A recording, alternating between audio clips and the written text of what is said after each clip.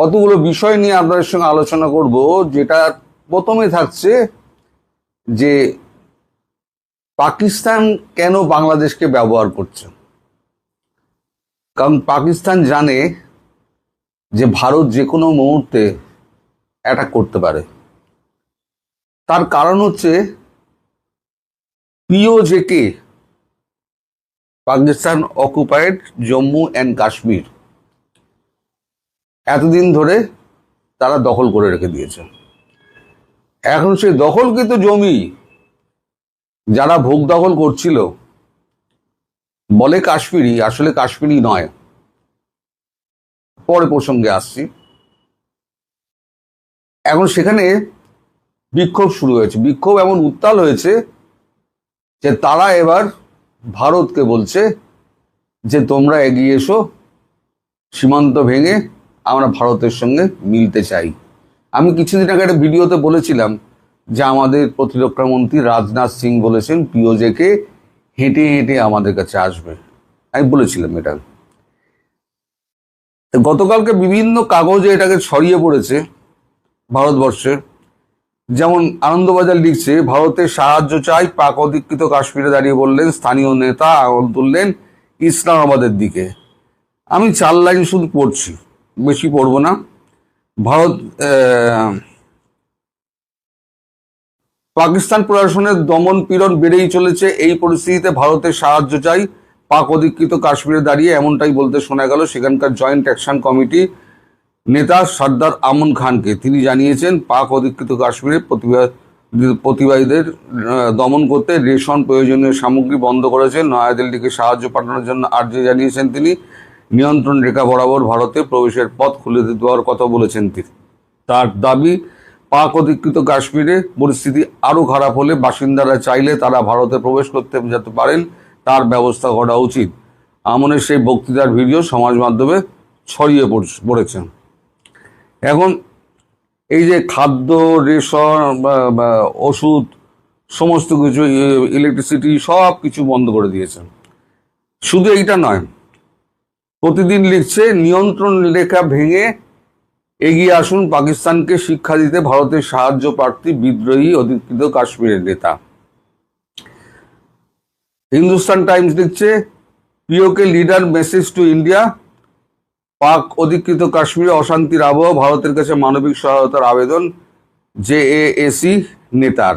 আমন খান, মানে আমন খান যার কথা বলা হচ্ছে বারবার, এই হচ্ছে আমন খান। আর এই হচ্ছে বিক্ষোভের ছবি আপনারা স্ক্রিনে দেখতে পাচ্ছেন। এখন এরা যদি কোনোভাবে সীমান্ত ভেঙে এগিয়ে আসে, অথবা এই সুযোগটা যদি ভারত কাজে লাগায়, তাহলে পরে কি হবে? তাহলে পাকিস্তানের ভেতরে বুটস অন গ্রাউন্ডস হবে। আর পাকিস্তান জানে যে যদি এটা হয় তাহলে পরে পাকিস্তান টিকতে পারবে না। শুধু তো পিওজেকে নেবে না, তার সঙ্গে গিলগিট বালতিস্তান নেবে, তার সঙ্গে আপনার নেবে, সিনকে স্বাধীন করে দেবে। কারণ সিন্ধ বহুদিন ধরে স্বাধীনতা চাইছে, সিনকে স্বাধীন করে দেবে। খাইবার পাখতুনখোয়াটা নিয়ে নেবে।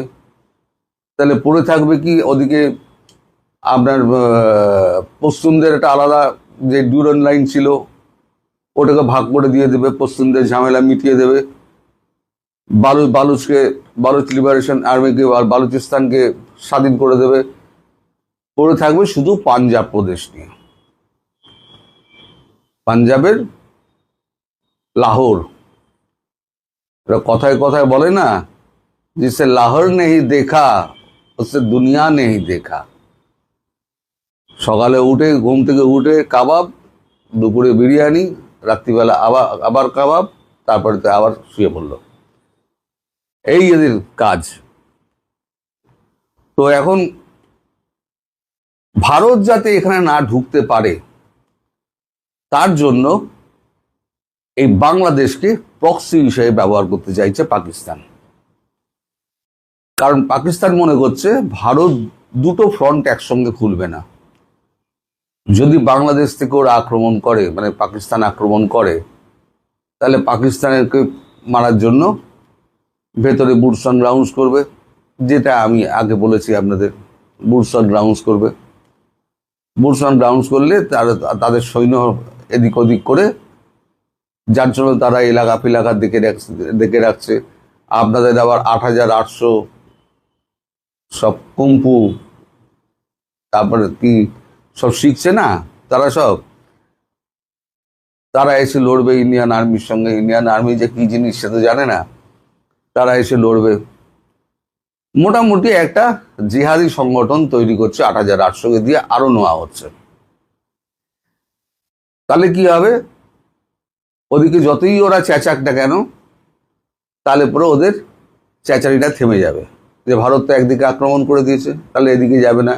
এখন কি অবস্থা, এই যে LOC, line of control, line of actual control নয়, কিন্তু লাইন অফ কন্ট্রোল যেটা রয়েছে, ধরুন এই হচ্ছে লাইন অফ কন্ট্রোল।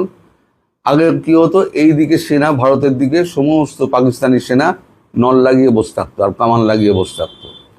এখন হয়েছে কি, এখন এই দিকে একটা ভারতীয় সেনা ভারতের দিকে লক্ষ্য করে, আর এদিকে একটা পিওজেকের দিকে লক্ষ্য করে, মানে দুটো ভাগ হয়ে গিয়েছে। একটা নিজের দেশের লোককে আটকাবার জন্য একটা ওদিকে একটা পিঠ দিয়ে রেখে দিয়েছে, এই বন্দুক তাক করে রেখে দিয়েছে, আর তার পিঠে পিঠ ঠেকিয়ে ভারতের দিকে আরেকজন বন্দুক তাক করে রেখে দিয়েছে। এবার এই হচ্ছে অবস্থা এদের।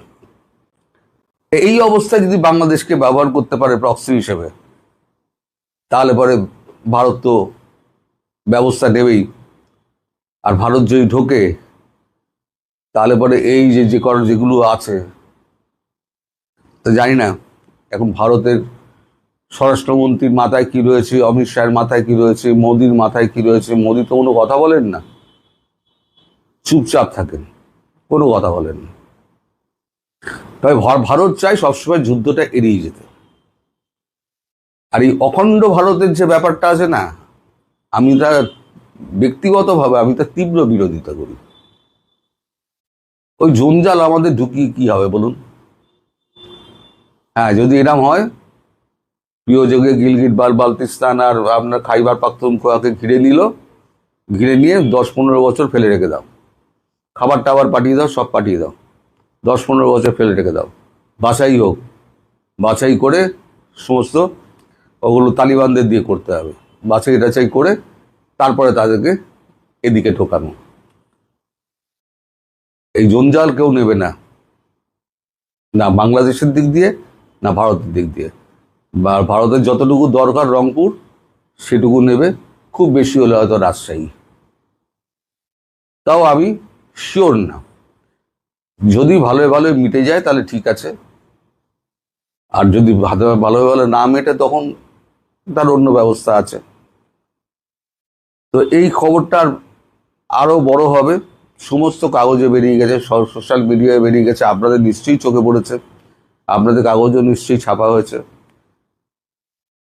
তো এখন যতক্ষণ নিজেদের পিঠ বাঁচাচ্ছিল, ওইখানেই কিন্তু ওই এলইটি ক্যাম্প করেছিল, মানে লস্করে তৈবা, হিজবুল মুজাহিদিন, এদেরকে আশ্রয় কিন্তু এরাই দিয়েছে, মানে এই কাশ্মীরি তারা দিয়েছে, বলে কাশ্মীরি, আসলে কাশ্মীরি রয়েছে হয়তো 2%, 3%, সব পাঞ্জাবি ঢুকিয়ে দিয়েছে। তারাই এখন বিক্ষোভ করছে ভারতে ঢুকবে। আর তখন তো বলনি, পিঠে যখন লাঠি পড়ে তখন ভারতের কথা মনে পড়ে। তোমরাই তো একদিন জঙ্গিদের আশ্রয় দিয়েছিলে, বর্ডার যতক্ষণ না পার হতে পারছে ততক্ষণ জঙ্গিদের তোমরাই আশ্রয় দিয়েছিলে, তখন একবার ভারতের কথা মনে পড়েনি তো। এখন ওই যে বললাম, পিঠে লাঠি পড়েছে, লাঠি পড়তে এখন চিৎকার চেঁচেমেচি হচ্ছে। তবে ভারত কি করবে সেটা তো ভবিষ্যতের ব্যাপার, এ নিয়ে আমি কোনো মন্তব্য করব না। এখন সামনে আপনারা দেখুন, আমিও বলতে থাকি, সবাই ভালো থাকবেন, সুস্থ থাকবেন।